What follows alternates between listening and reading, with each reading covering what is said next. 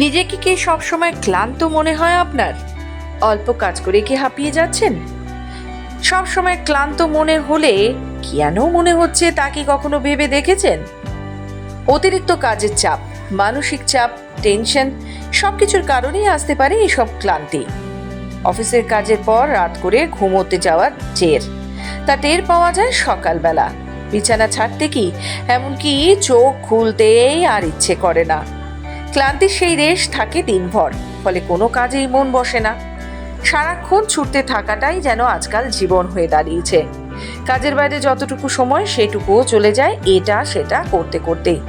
আর আছে রাজ্যের ক্লান্তি, অ্যানিমিয়া ও আয়রনের ঘাটতি, যেসব কারণে সবচেয়ে বেশি ক্লান্তির সমস্যায় ভোগেন মানুষজন। এর মধ্যে একটি হলো অ্যানিমিয়া ও আয়রনের ঘাটতি।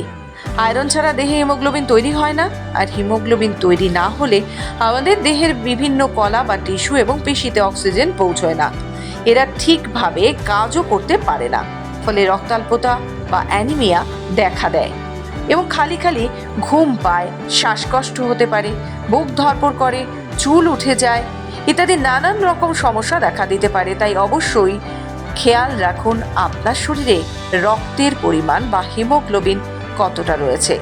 এছাড়া ক্রনিক ফ্যাটিক সিনড্রোম বা CFS থেকেও ক্লান্তি আসতে পারে, দুর্বলতা দেখা দিতে পারে। এই সমস্যা হলে সারা রাত ঘুমোলেও সকালে যেন ক্লান্তি কিছুতেই পিছু ছাড়তে চায় না। তারপর আসি ব্লাড সুগারের কথায়। রক্তে শর্করা পরিমাণ ওঠানামার কারণে এমন শারীরিক ক্লান্তি হতে পারে। ডায়াবেটিসের অনেক উপসর্গের মধ্যেই প্রায়ই শরীর দুর্বল হয়ে যায়।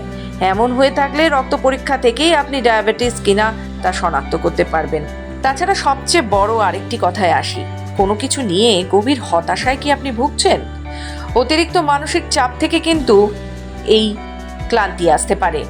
লাগাতার বিষণ্ণতায় ভুগছেন কি আপনি? তাহলেও কিন্তু এমন দুর্বলতার ক্লান্তি দেখা দিতেই পারে। এমনটা হলে অবশ্যই দেরি না করে একজন মনোরোগ বিশেষজ্ঞের কাছে যান এবং ঝটপট এই সমস্যার সমাধান করুন। এছাড়া জল আমাদের জীবন, এ কথা নতুন করে বলার অপেক্ষা রাখে না। পর্যাপ্ত পরিমাণে জল গ্রহণ করুন, না হলে ক্লান্তি কিন্তু আসতেই পারে। তাছাড়া রয়েছে থাইরয়েডের সমস্যা। থাইরয়েড হরমোনের অভাবে অবসাদগ্রস্ত লাগতে পারে, এনার্জি লেভেল কমে যেতে পারে, আপনার ত্বকের সমস্যা দেখা দিতে পারে, ওজন বেড়ে যাচ্ছে কিনা তার খেয়ালও রাখুন। এছাড়া কোষ্ঠকাঠিন্য, চুল উঠে যাওয়া ইত্যাদি সমস্যাও আসে কিন্তু এই থাইরয়েডের ভারসাম্যের অভাবে। তাই অবশ্যই বলবো, সুস্থ থাকুন, মনের দিক থেকে শান্তিতে থাকুন, আর অবশ্যই আপনার ডায়েটে রাখুন মৌসুমী শাকসবজি, ফলমূল। এর চেয়ে বিশদ জানতে হলে অবশ্যই বিশেষজ্ঞ চিকিৎসকের পরামর্শ নিন।